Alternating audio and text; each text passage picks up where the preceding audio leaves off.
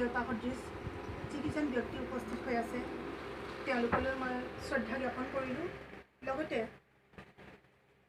উপস্থিত সমূহ সতীৰ্থবৃন্দ, মোৰ লগত যিসকল সতীৰ্থ আছে সকলোলৈকে মই মোৰ হিয়াভৰা আন্তৰিক শুভেচ্ছা, অভিনন্দন আৰু শ্ৰদ্ধা জ্ঞাপন কৰিলোঁ।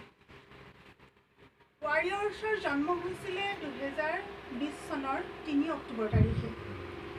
একেবাৰে চালুকীয়া অৱস্থাৰ পৰা প্ৰথম দিনটোৰ পৰাই আমি বহুত কষ্ট দিন ৰাতি একাকাৰ কৰি এই সংস্থাটো জন্ম দিছিলোঁ।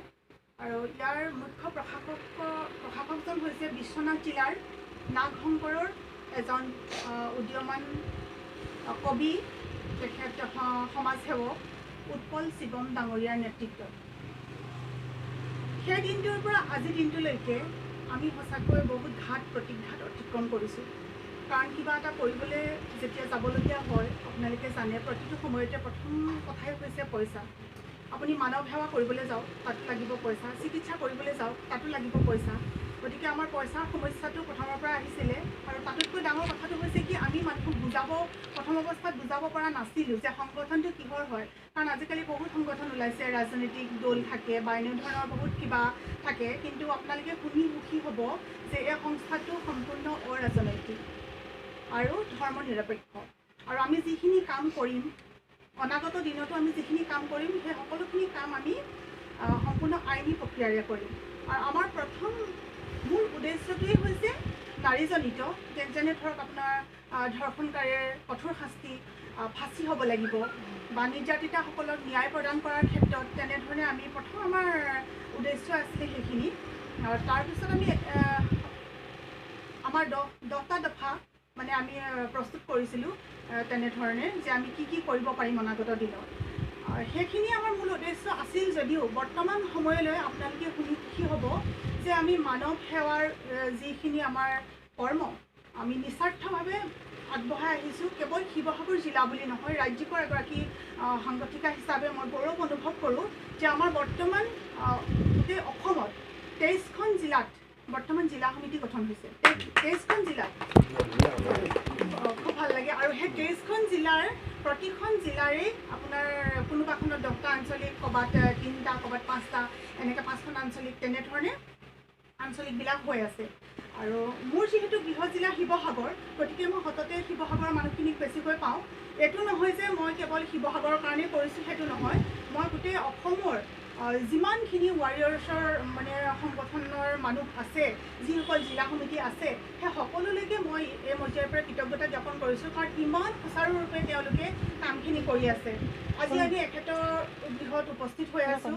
তেখেতে আমি জানিব পাৰিছিলোঁ ৱাৰিয়ৰ্ছৰ জৰিয়তে সভানেত্ৰী মাননীয় পল্লৱী বৰগোহাঁই আমাক জনাইছিলে যে এনেকুৱা হৈ আছে, ডিব্ৰুগড়ত এজন লোক মানে তেওঁ ঘৰলৈ আহিব পৰা নাই, তেওঁৰ পইচাৰ সমস্যাৰ কাৰণে।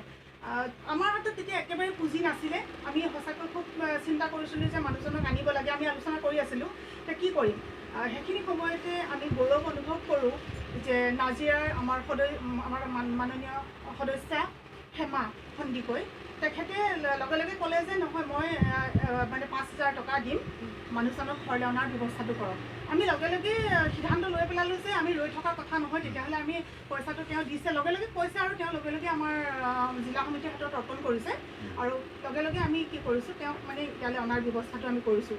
আৰু আজি আমি উপস্থিত হৈছোঁ, ইয়াৰো কাৰণ হৈছে কি, তেওঁৰ নামতে যিহেতু পইচা 5,000 দিছিলে, যি 5,000 গাড়ীত তেল ভৰাই বা কিবা কৰি যিখিনি খৰচ হ'ল, বাকী যিটো টকা থাকিলে তেওঁ আংশিকভাৱে একেবাৰে সামান্য পৰিমাণৰ যিখিনি থাকিলে আমি তেওঁক সেই পইচাটো মানে আজি তেখেতসকলৰ হাতত অৰ্পণ কৰিম। একেবাৰে সামান্য এইখিনি। আপোনালোকে আমি আৰু দিব পৰা হ'লে আমাৰ আৰু ভাল লাগিলেহেঁতেন, কিন্তু বৰ্তমান কৈছোঁৱে, কালিৰ দিনটোতো আপোনালোকক ক'লোৱে অলপ আগতে যে কালি তেনেকুৱা এজন মানুহৰ ঢেকীয়াজুলিৰ যিজন মানুহ তেনেকৈ আমি মানে ট্ৰেইনত টিকেট কাটি পেলাই তেওঁক ঢেকীয়াজুলিলৈ যোৱাৰ ব্যৱস্থা কৰি দিছোঁ, যিজন মানুহে ঘৰৰ পৰা বিচ্ছিন্ন হৈ গুচি আহিছিলে। কাৰণ তেওঁ কাম বিচাৰি আহি শিৱসাগৰ পালে, লকডাউনৰ পিছত তেওঁ মানে যাব নোৱাৰা হৈ গ'ল।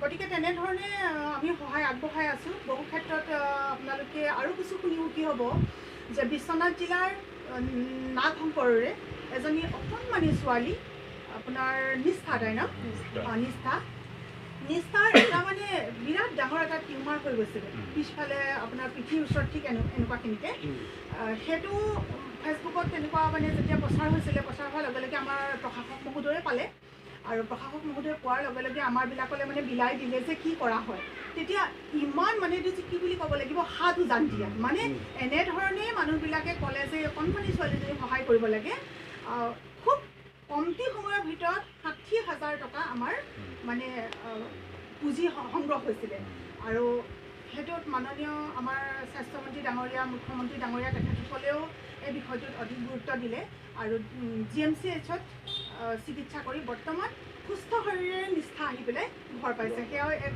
মানে ৱাৰিয়াৰ্ছৰ মানে বহুত সফল হৈছোঁ বুলি ক'ব লাগিব হয় গতিকে বহুত বেছি কিবা বহলাই কৈ নাথাকোঁ কাৰণ আমি এজন অসুস্থ মানুহৰ বিষয়ত আজি উপস্থিত হৈ আছোঁ এইখিনিৰ পৰাই মই সমূহ ৱাৰিয়াৰ্ছৰ পৰিয়ালৰ হৈ তেখেতৰ আশু আৰোগ্য কামনা কৰিলোঁ সকলো ভালে থাকক আৰু মানুহ হৈ মানুহৰ বাবে কাম কৰিবৰ কাৰণে আমাক সকলোকে ঈশ্বৰে শক্তি দিয়ক সুজ্ঞান দিয়ক সকলোলৈকে নমস্কাৰ জনাই ধন্যবাদ